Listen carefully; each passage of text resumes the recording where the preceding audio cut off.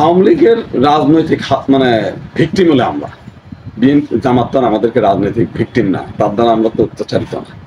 যদিও এটা নিয়ে রিউমার, সেই রিউমারটা হচ্ছে তাদের সঙ্গে বিরোধ হচ্ছে ক্ষমতা দখলের আওয়ামী লীগ, আমাদের সঙ্গে তো তাদের কোনো বিরোধ না। এবং জামাত আজ পর্যন্ত জামাতের নামে যুদ্ধাপরাধ দমক তমক এগুলো নানান কিছু হয়, সেটা তো তাদের পলিটিক্যাল, আমাদের তো না। আমাদের সম্পত্তি এনিমি প্রপার্টি করে তো জামাত দখল করেনি।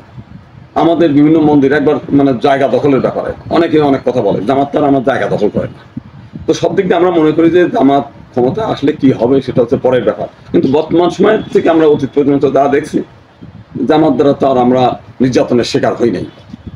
এবং এই দিন আমির বলতেছে, আমির সাহেব যেটা বলছেন যে আমার দলের নেতা কর্মী বা আমার দলের নাম ভাঙায় যদি কোনো জায়গায় কোনো হিন্দুর বাড়িতে চাঁদা দাবি করে, মন্দির ভাঙে, প্রতিমা ভাঙে, কিংবা হুমকি ধামকি দেয়, কিংবা চাঁদা দাবি করে, কোনো কথা না, আপনি তাদেরকে ধরবেন, হাতে নাতে ধরে আমাদের হাতে দেবেন।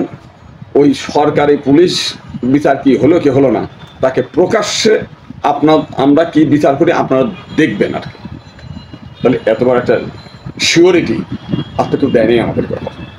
ছাত্রলীগ তো কোনোদিন মন্দির পাহারা দেয়নি, আওয়ামী লীগ তো আমাদের কোনো মন্দিরে যে একটি রাত যাপন করে নেই। আমরা যেখান থেকে উপকৃত হচ্ছি, এখানে মানে হয়তো এটা নিয়ে অনেক কথাই বলবে, যারা আওয়ামী লীগের সঙ্গে যুক্ত, তাদের আওয়ামী লীগের শত্রু জামাত, সেই শত্রুটা আমাদের হিন্দুদের ঘাড়ে চাপাই দিচ্ছে।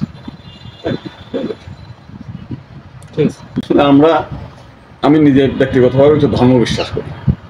আমি মনে করি অন্যায়কারীকে যে কথা বলে যে সৃষ্টিকর্তা ছাড় দেয় কিন্তু ছেড়ে দেয় না, আমি জানতাম যে এদের পরিণতি এমন পরিণত হবে। এই বিষয়ে ভারতের এক গোয়েন্দা কর্মকর্তা এখন থেকে 6 মাস আগে আমি তাকে বলছিলাম যে দেখেন, আমি যেটা আন্দোলন করি সেটা আমার জাস্ট কমিউনিটির জন্য। আমি রাষ্ট্র ক্ষমতায় কোনোদিন মন্ত্রীও হবো না, চেয়ারম্যান হবো না, এমপিও হবো না, কিছুই না। আমি চাই আমার কমিউনিটি যেন বেঁচে থাকে, তাদের উপর অকারণে আপনি রাজা রাজা যুদ্ধ হয়, উলো খড়ের পরান যায়।